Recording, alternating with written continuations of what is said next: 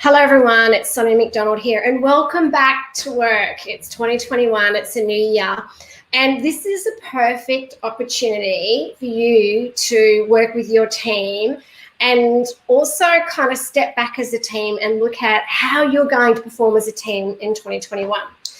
Now, I was reflecting over the Christmas break around why I do what I do, and here I am. And we're all about building a world of great leaders. And the one thing and the reason why I got into this space is because I love to teach. Even when I was a little girl, I wanted to be a teacher. But interestingly enough, my teacher said to me at school not to be a teacher. Oh my gosh. Anyway, I didn't end up going down being a teacher path. However, today I am a teacher, and I've been teaching this space for many, many years, and I've kind of forgotten how much I love it. So I want to use these live videos to teach you as much as I can around how to be a great, kind, and courageous leader. How does that sound? Does that sound really cool? Well, I think it's like, if I can use this platform to teach you some great skills and tools, then that would make my heart sing. Now, so I'm going to talk to you about how you can run a team alignment workshop. Okay, so we deliver lots of these, and I also coach a lot of our leaders and execs on how to deliver these, and you can deliver them yourself. Even though we love doing it, I want to teach you how to do it, because I want you to think of a team like your team, like a sporting team, right? If you think about sporting teams, and I'm sure lots of you follow different sporting teams or you actually play sports, you find that sporting teams spend more time off the field planning and strategizing than they do on the field playing. They tend to spend more time off the field, training, learning how to be the best team they can be. Also, they're, off the field, kind of looking at how they're playing on the field, what's their strategy for the year and how they're going to play on the field, what are their strengths and weaknesses as individuals and as a team. But I find that so many people, like, each year are pedaling, like they're pedaling and, they're working the long hours and they're, doing their 9 to 5, and they don't really spend a lot of time off the field looking at how they're at work playing, or how they're actually collaborating, or how they're communicating, or how they're working as a team, as a group. So I want to teach you this, okay? And I talk about how to build courageous teams in my latest book, First Comes Courage. And one thing that I use a couple of different methods. If you'd like to know more about these methods, please reach out to us at Leadership HQ. And we've got some free tools as well on our website. But I use appreciative inquiry, and I also use something else, appreciative inquiry, and I also use a bit of a SWOT as well. But I also find that these two techniques work really, really well together. So in terms of appreciative inquiry, and you can Google it, is I get people in teams to reflect on what makes a great team. So I kind of like brainstorm, like, what makes a great team? What are you seeing? What are you feeling? Okay, how are you behaving when you're a high performance team? What makes a high performance team? And people kind of go, we're aligned, we have great communication, we have honest conversations, we're accountable, we're great at communicating together, there's a lot of trust. So there's lots of different things that you can talk about when it comes to what makes a great team.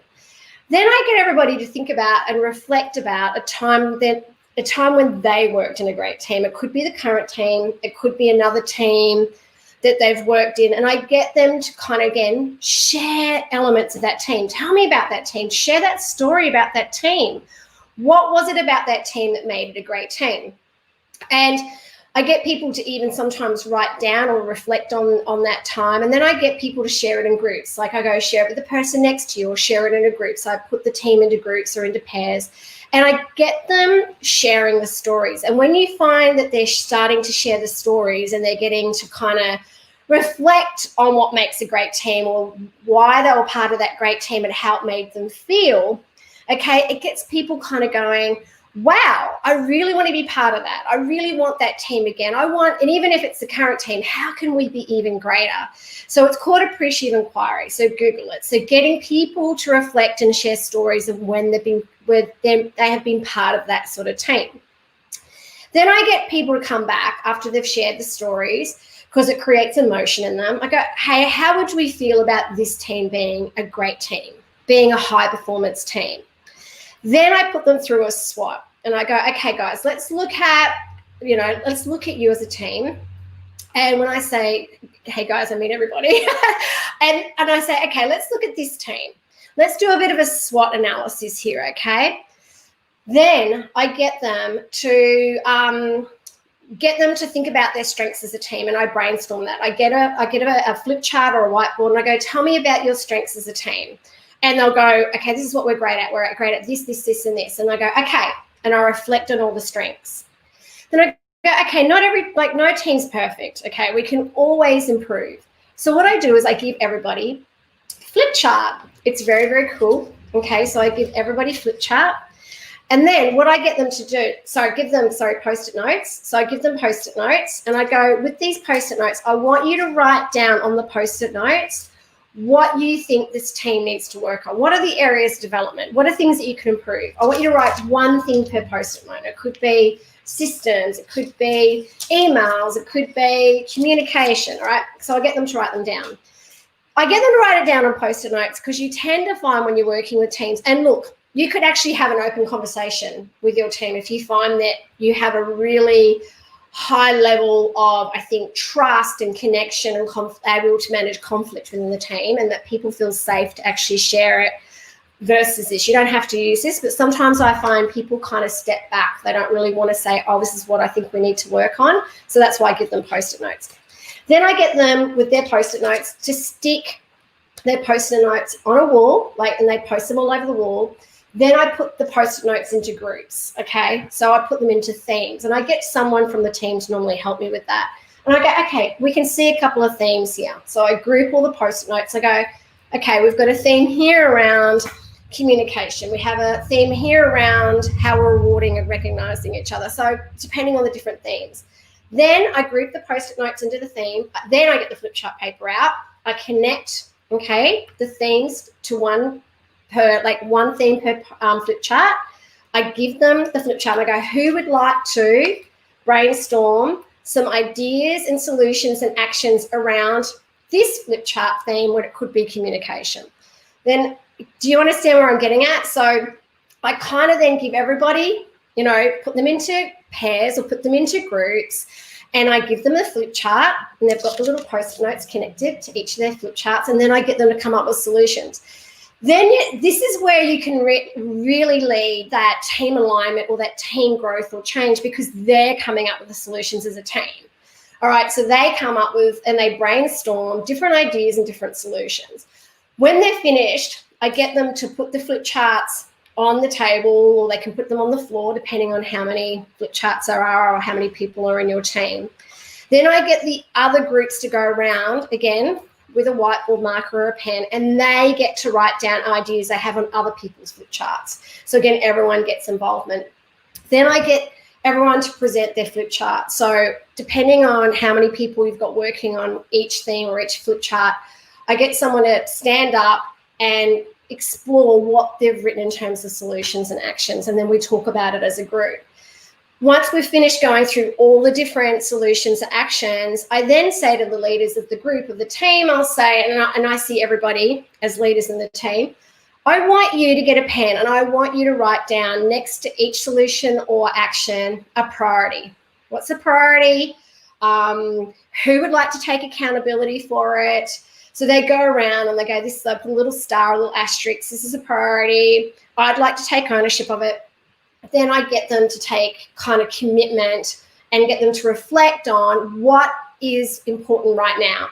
Because you tend to find with solutions and actions, you can't do everything, okay? So it's about looking at all the different things and going, okay, what can we do now that's actually going to have that purpose and going to have that impact for us now, and let's kind of put together a bit of a strategy around the other different actions or solutions. Again, you don't have to do everything, but I think it's important, and this is where I collect all the flip charts and all the themes and Post-it notes. I write it down into, okay, these were the different themes, these were the different solutions and actions, this is who's accountable, this is what needs to be done by.